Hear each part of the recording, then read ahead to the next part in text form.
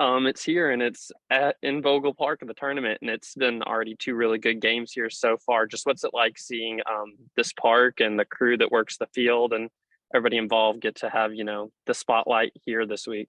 Well, it's really exciting. It's really fun to walk in and hear all the people from all the like the ESPNs and the people that don't work here on a daily basis, to walk in and them just like rave about our crew here, from our event staff to Austin to everybody. They just talk about how great and easy they are to work with and how great everyone's been. And it's like, I'm like, yeah, duh, they're great, but it's just really cool that in such a short time, our staff and everybody involved in Razorback softball on the like behind the scenes has won them over. So it's been really fun. Really fun. And then last thing from me is, of course, you don't know who you're playing yet tomorrow, but I'm sure both Alabama and Missouri, y'all have a lot of respect for them. So just thoughts on those two teams. Oh gosh, yeah. I mean, no matter who you get in this conference or this time of year, they're going to be tough. They're going to be motivated. And so I don't have a preference. No matter who we get in the other dugout is going to be very tough. And we know that we're going to have to bring our best game. So we'll see. But I do like not playing today and getting to just watch. That is sure. That is for sure. So pretty nice. Porter. Yes, Coach, just talk about, the difficulties of trying to focus on this SEC and the theatrics of it being in Bogle. I mean, what challenges have you seen with the players and, trying to focus, but yet see everything come together at once? You know what? I think that it's obviously different because you can't just come and go as you please. So that's one thing. We can't just practice on our field. Like yesterday, we had 35 minutes on our field, which we understand, because we're putting on a tournament where a lot of teams need to practice. The one thing that, quite honestly, I didn't really account for because we'd never had to experience it is our players are still in finals. And so when you're in town, you're still dealing with finals today and trying to schedule finals around practice. Whereas if we're on the road, they would have already been done and, coordinated to do it before we had to go on the road. And so that's one thing that I didn't really take into account of, just being home. You don't have necessarily the ability to do it earlier before the tournament starts. You're in town. So they're still getting pulled in a lot of directions. They still have their minds on finishing the semester academically.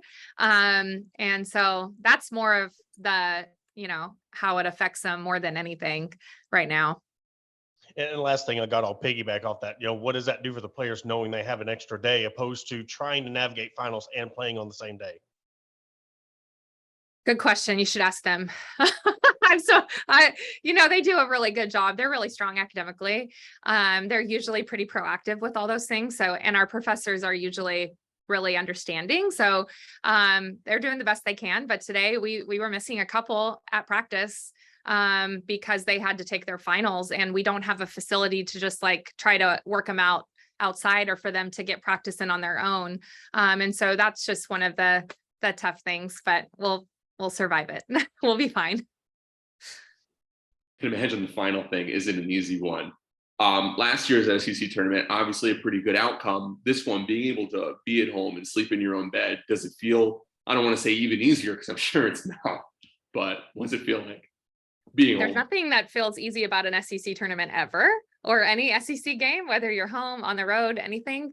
I do know that it's really nice that we get to play in Bogle. It's nice that our fans will be here, and our entire crew. And so I think there's a level of comfort that comes with just being able to be home and your parents staying at your place or whatever the case may be. Just being in that home routine is very nice.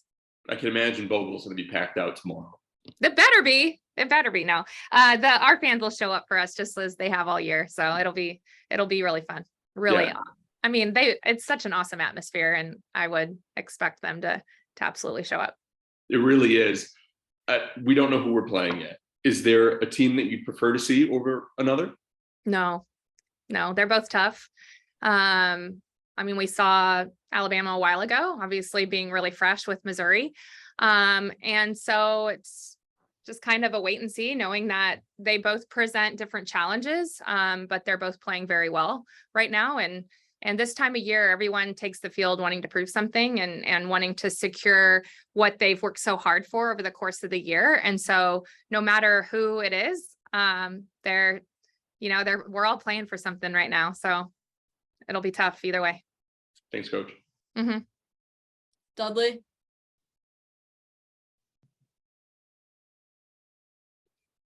Eric? Coach, obviously hosting a tournament comes with the distractions. You mentioned the final exams, but obviously I'm sure family members want tickets and, hey, how do you help the players kind of block off those distractions that comes with hosting a tournament? Well, maybe we should help them more. They handle it really well. When they need something, we will step in and help, but they're pretty self-sufficient. They take care of each other and of what they need to do in terms of taking care of all their families. And I just hope that they at least take care of themselves when the families are staying with them and stay in their own bed and stuff like that. But, and then obviously just making sure they're getting the rest they need and aren't getting too pulled to entertain or anything that they need. So, but they're good. They manage themselves really well. As a staff, do you start looking at both Alabama and Missouri how do you prepare for not knowing who you're going to play? And obviously you're used to this in postseason, but what does a staff do in between now until you find out who actually will be your opponent? We do a lot. You prepare for both right now. Fortunately, we've played them both, so that was the tough thing of not knowing where we'd fall in the seeds. On the other side, it was matching up with LSU and Ole Miss, who we hadn't played. And so there's a lot more work that gets involved with playing them. Now we just have to kind of refresh and kind of see. Obviously for Mizzou, it's super, super fresh. There's not really anything we have to do except, prep to hopefully get a different outcome. Alabama was a while ago and we were playing differently and they were playing differently. So it's just kind of revisiting that and just being as comfortable as we can for both. You hoisted the trophy last year. What's the key to having a successful tournament for your team to have success this week? For us, it's just honestly staying in the moment. I think that if you've watched us closely or us being in it, when we're firing, we can beat anybody. When we get too worried about anything that's outside of where our feet are, we start to get out of ourselves. And so that's been the constant conversation as we move through the postseason is we've learned those lessons of how to get back into the moment. And that's going to be the key for us is just competing in the moment that we're in.